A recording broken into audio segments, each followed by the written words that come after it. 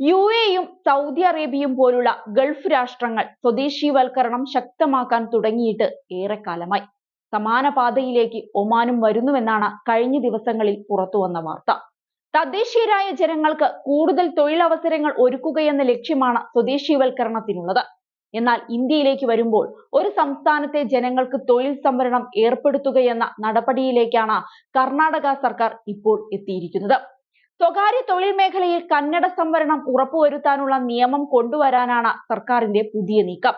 ഇതിന്റെ ആദ്യപടിയെന്നോണം സ്വകാര്യ സ്ഥാപനങ്ങളിൽ കർണാടക സ്വദേശികൾക്ക് സംവരണം നൽകുന്ന ബില്ലിന് മന്ത്രിസഭ അംഗീകാരം നൽകി.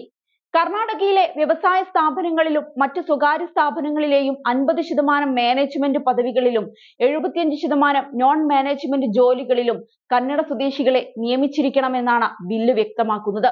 പിയൂൺ, സ്വീപ്പർ മുതലായ ജോലികൾ വരുന്ന ഗ്രൂപ്പ് സി, ഡി ക്ലാസ് ജോലികൾക്ക് കർണാടക സ്വദേശികളെ മാത്രമേ നിയോഗിക്കാൻ പാടുള്ളൂവെന്ന നിർദ്ദേശവും ബില്ലിലുണ്ട്. കർണാടകയിൽ രജിസ്റ്റർ ചെയ്ത കച്ചവട സ്ഥാപനങ്ങൾക്കും വ്യവസായ സ്ഥാപനങ്ങൾക്കുമാണ് ചട്ടം ബാധകമാവുക. അതേസമയം പ്രഖ്യാപനത്തിന് ശേഷം സിദ്ധരാമയ്യ ട്വിറ്ററിൽ കുറിച്ചത് ഇങ്ങനെയായിരുന്നു: സ്വന്തം മണ്ണിൽ കന്നഡക്കാർക്ക് സുഖജീവിതം നയിക്കാൻ അവസരം നൽകണമെന്നാണ് ഞങ്ങളുടെ ഗവൺമെന്റിന്റെ ആഗ്രഹം. സ്വന്തം നാട്ടിൽ ജോലി നഷ്ടപ്പെടുന്നത് ഒഴിവാക്കുക. ഞങ്ങളുടേത് കന്നഡ അനുകൂല സർക്കാരാണ്.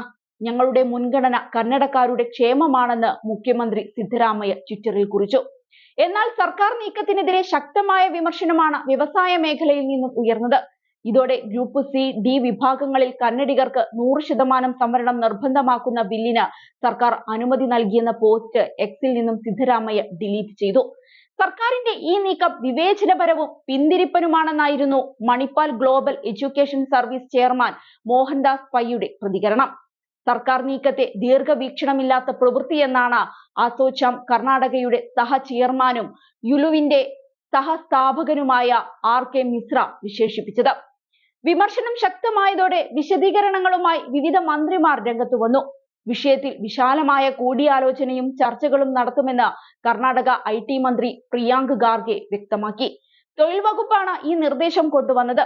വ്യവസായ വകുപ്പുമായോ IT വകുപ്പുമായോ ചർച്ചകൾ നടത്തിയിട്ടില്ലെന്നും അദ്ദേഹം വെളിപ്പെടുത്തിയിരുന്നു. അതേസമയം വൻകിട വ്യവസായ സ്ഥാപനങ്ങൾ വിവാദ ബില്ലിനെതിരെ രംഗത്തെത്തിയതിന് പിന്നാലെ കമ്പനികളെ സ്വാഗതം ചെയ്ത് കേരളവും ആന്ധ്രാപ്രദേശും രംഗത്തു വന്നു. തടസ്സങ്ങളില്ലാത്ത തൊഴിൽ അന്തരീക്ഷം തങ്ങളുടെ സംസ്ഥാനങ്ങളിൽ വാഗ്ദാനം ചെയ്ത മന്ത്രിമാർ തന്നെയാണ് രംഗത്തെത്തിയിരിക്കുന്നത്. കേരളത്തിന്റെ അതിവൈദഗ്ധ്യമുള്ള ടാലന്റ് പൂളിനെയും പ്രശ്നരഹിതമായ ചുറ്റുപാടിനെയും എടുത്തു കാണിച്ചുകൊണ്ട് സംസ്ഥാന നിയമ വ്യവസായ കയർ മന്ത്രി പി രാജീവ് രംഗത്തെത്തി. നിരാശരായ ബിസിനസ് സ്ഥാപനങ്ങൾ സംസ്ഥാനത്ത് നിക്ഷേപിക്കാനുള്ള അവസരം ഉപയോഗിക്കണമെന്നാണ് അദ്ദേഹം ആവശ്യപ്പെട്ടത്.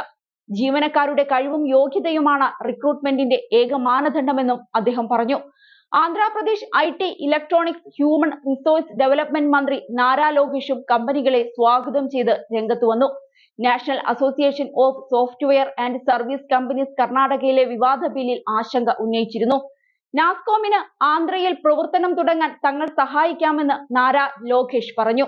ഈ ബിൽ പ്രാദേശിക വൈദഗ്ധ്യമുള്ള പ്രതിഭകൾ കുറവായതിനാൽ കമ്പനികളെ സ്ഥലം മാറ്റാൻ പ്രേരിപ്പിച്ചേക്കാമെന്ന് നാസ്കോ ചൂണ്ടിക്കാട്ടിയിരുന്നു.